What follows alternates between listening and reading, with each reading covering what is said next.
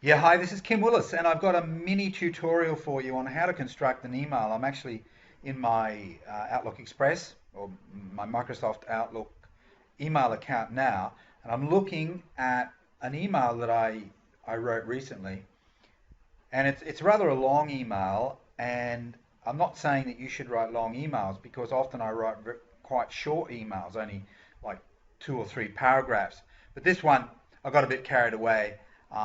I was telling a story, okay, that had a point. I always like to make a point when I'm telling a story, and then you can kind of segue that into some sort of call to action. All right, so there's always a business, you know, pitch or promotion at the end. But I thought that because this email did stir some people up who are on my list, okay?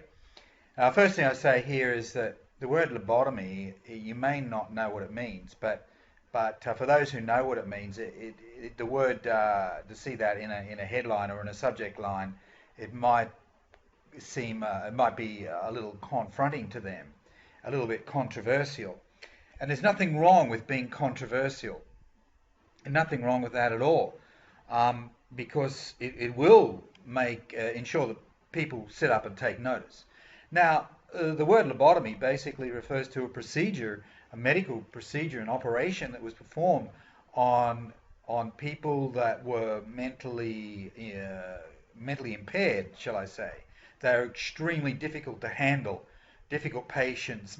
Often they were violent, either towards others or even towards themselves. They would flagellate themselves and so on. I know something of this because I worked in a psychiatric hospital not long after I left school. I was there for a year, and I saw lobotomized patients. So, but anyway, I wanted to make a point about creating a vacuum, changing your attitude about business, etc., and removing some of the stinking thinking that is probably preventing many people from either moving ahead with some sort of a home-based, internet-oriented business, or they're already in one of those businesses kicking some serious goals. A lot of people fail, and it's often to do with the mental roadblocks that we put in the way of our success and indeed our best destiny. So I just had a spark. I thought, well, okay, we're wanting people to sort of cut out from their thinking some of the bad stuff, like a lobotomy. So I came up with this headline: lobotomy time. Okay, and then I lead in the body copy there with "cut it out." That's what they used to say when lobotomies were all the rage among psychiatrists who wanted to tame the behaviour of their more extreme patients. So they'd put them into the operating theatre, then slice and dice their brain. Now, it's fairly crude language here, I admit, but it did get people's attention, let me say that. With the result being that Crazy Dave was no longer a pain in the butt to handle, but could still feed himself. When I send an email out, it's never perfect because I'm always under a time gun, okay? If I was to write this again or send this out again, I'd substitute the word "and." I think that works better. So Crazy Dave was no longer a pain in the butt to handle and could still feed himself. That just seems to, I don't know, just sounds better to me. Seems barbaric, but the practice was, I redeemed myself a little bit here. So try and maybe prevent people from having a go at me because I talked about such a ghastly topic.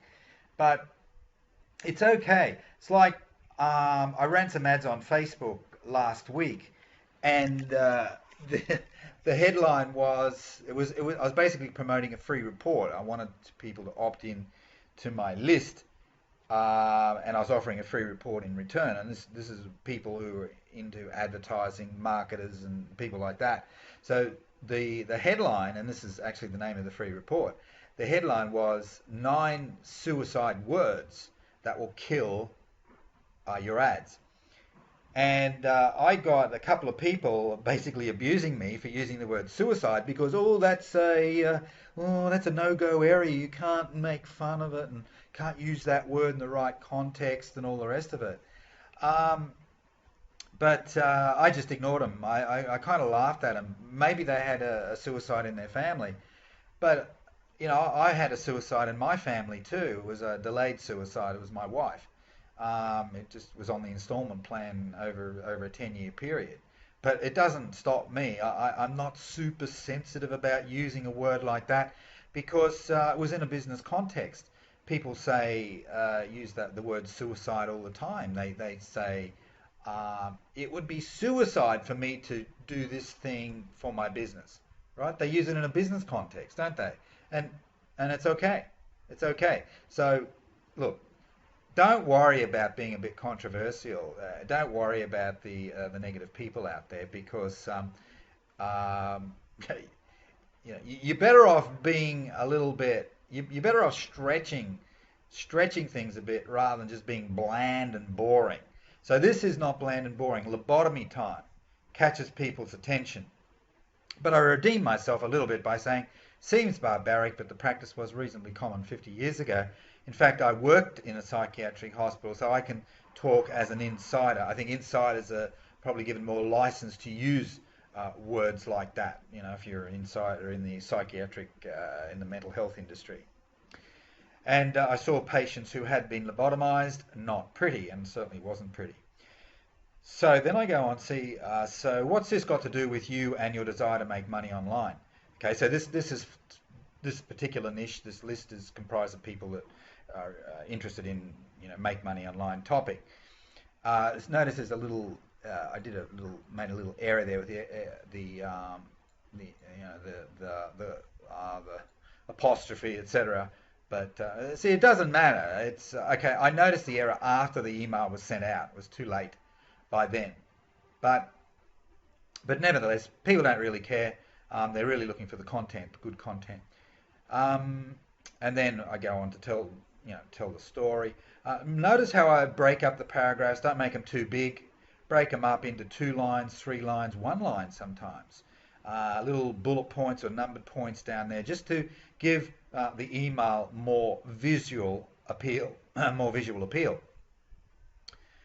And then I'm starting to bring it home. I'm wanting to wrap it up. So then I can say, well, okay, what's the point of this email? So I say, so the message is, right? And then I give the point. There's the point. Create the space. It's a really good topic, this actually. I love it. So the message is, create the space for the good you desire.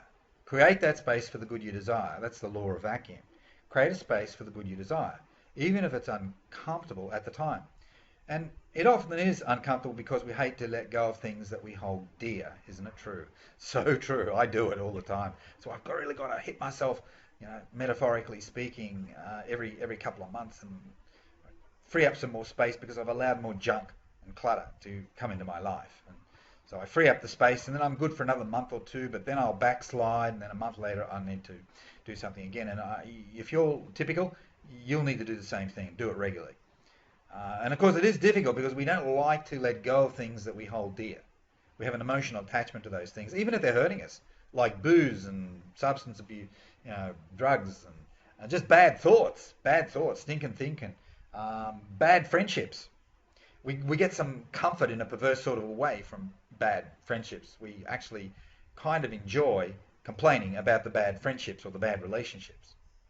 It's a great topic. It's an awesome topic. I love it.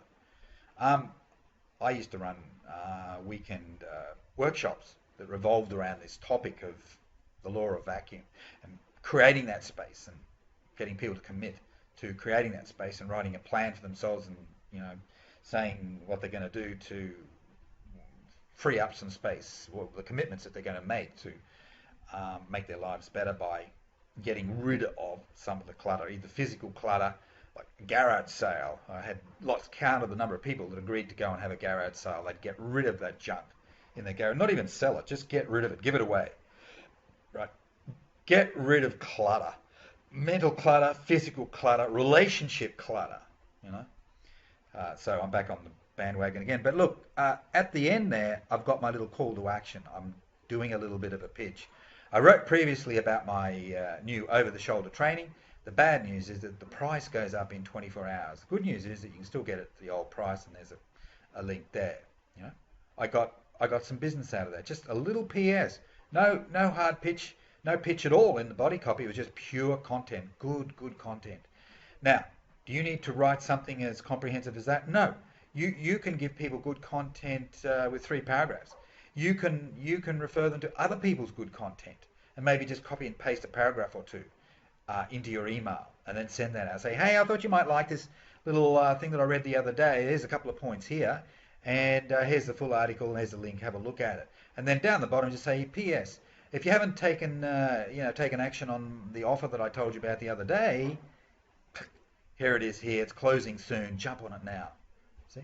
And this will help to bond people to you and help them get to the point where they're looking forward to your emails. They're not dreading your emails. And then they'll stay on your list longer. They'll have more respect for you. And when the time is right for them to actually do business with you, they will do business. As long as you're communicating with them regularly. Not, every other month. Not every other week. It's got to be almost daily. Ideally, it would be daily. I don't quite do it daily anymore, but about five times a week. Yeah, something of interest I send out to people. Always thinking of my audience. I think of them more than I think of myself sometimes. All right, just another little mini workshop on content creation. This one for emails. Kim Willis. Bye for now.